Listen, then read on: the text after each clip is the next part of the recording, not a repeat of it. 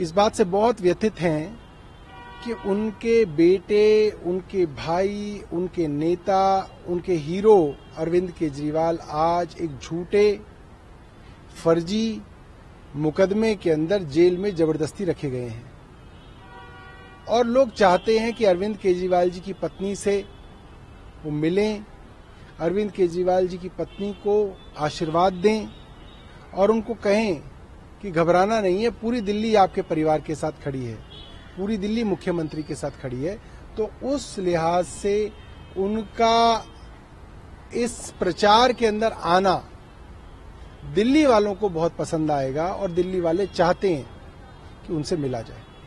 लेकिन बीजेपी की तो परेशानी होगी, तो हम कोई बीजेपी को खुश करने के लिए कोई ना काम करते हैं। उनको परेशानी तो हो, उनको परेशानी होगी इसलिए क्योंकि सुनीता केजरीवाल जी के प्रचार में आने से भारतीय जनता पार्टी का नुकसान शुरू होगा, इसलिए उनको परेशानी होगी।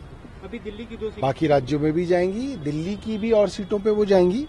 अभी शुरुआत में ईस्ट दिल्ली और वेस्ट दिल्ली में उनका शेड्यूल लगा है, बट शेड्यूल उनके आगे भी लगते रहेंगे। आज एमसीडी में मेयर और डिप्टी मेयर का चुनाव प्रस्तावित था, उनका चुना जाना था, लेकिन क्योंकि आप यूडी मिनिस्टर है तो इस पर स्पष्ट जवाब दे सकते हैं। उप राज्यपाल की तरफ से कल जो लेटर है उसमें कहा गया कि मुख्यमंत्री नहीं है, मुख्यमंत्री की तरफ से कोई लेटर नहीं आ पाया, इसलिए चुनाव नहीं हुआ और आज एमसीडी में काफी हंगामा देखने को मिला। देखिए, मैं इस बात को पूरी जिम्मेदारी से कह रहा हूं कि एलजी साहब गलत कह रहे हैं, गलत बयानी कर रहे हैं। जब पहली बार दिल्ली में मेयर का इलेक्शन होना था, आम आदमी पार्टी जीत के आई थी, तब प्रथा ये थी, परंपरा ये थी कि सीनियर मोस्ट काउंसलर को प्रिसाइडिंग ऑफिसर लगाया जाएगा मेयर के चुनाव में। सीनियर मोस्ट कौन थे? मुकेश गोयल। फाइल पे नाम किसका आया? मुकेश गोयल जी का। सीएम ने और यूडी मिनिस्टर ने किसका नाम प्रस्तावित किया? मुकेश गोयल का। मगर बनाया किसको? सत्या शर्मा को, भारतीय जनता पार्टी की एक कम एक्सपीरियंस वाली पार्षद को बनाया एलजी साहब ने। क्यों बनाया? क्योंकि बेईमानी कराना चाहते थे, बेईमानी पकड़ी भी गई। उसके बाद एल्डरमैन लगाने का मामला था, वो भी हमेशा चुनी हुई सरकार बनाती आई है। कांग्रेस के जमाने में शीला दीक्षित बनाती थी, इन एलजी से पहले हमने बनाए, 10 मनोनीत पार्षद बनाए। मगर इस बार भी चोरी छुपे एलजी साहब ने मनोनीत पार्षद भारतीय जनता पार्टी के कार्यकर्ता बना दिए, जिसके ऊपर सुप्रीम कोर्ट ने रोक लगा दी। सुप्रीम कोर्ट के अंदर फैसला लंबित है। इन दोनों मामले में आपको मुख्यमंत्री की सलाह की जरूरत नहीं पड़ी, आपने अपनी मनमर्जी चलाई। यहां पे आपने ये बहाना बना दिया कि आपको मुख्यमंत्री की सलाह चाहिए। इनको कोई सलाह नहीं चाहिए, ना इन्होंने कभी सलाह मानी है। मैंने आपको 2 उदाहरण दे दिए।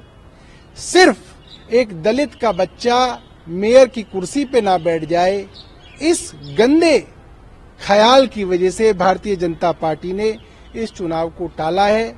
उनकी एक घटिया मानसिकता, दलित विरोधी मानसिकता आज पूरे देश के सामने आ गई। और आज जिस तरीके से एमसीडी के सदन के अंदर भारतीय जनता पार्टी के पार्षद नाच रहे थे, खुशियां मना रहे थे, वो वीडियो सब जगह चल रही है, उससे पता चलता है कि मेयर इलेक्शन रद्द कराने में भारतीय जनता पार्टी शामिल थी और वो इस बात से खुश हैं कि कोई दलित का बच्चा मेयर नहीं बन पा रहा। आपकी भूमिका रोल प्ले करे कैसे हो सकता है?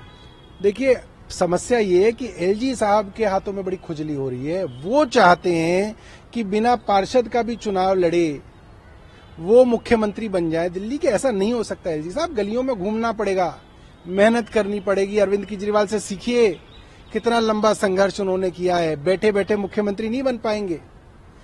गए थे एक टीवी चैनल के उसमें कॉन्फ्रेंस में और वहां पे बोले नहीं, जेल से नहीं चलने देंगे सरकार, और आज तो जेल से चल रही है। क्यों नहीं चलने देंगे? क्योंकि मन में लड्डू फूट रहे थे विनय जी के कि अब मैं दिल्ली चलाऊंगा। मगर ये बात सामने आ गई, वो मुख्यमंत्री बनना चाहते हैं। मैं कहता हूं बनिए ना, लड़िए चुनाव अरविंद केजरीवाल जी खिलाफ नई दिल्ली के अंदर। 2025 में चुनाव है, मैं न्योता दे रहा हूं उनको, आइए लड़िए चुनाव, देख लेते हैं कौन मुख्यमंत्री बनेगा। पीछे से चोर दरवाजे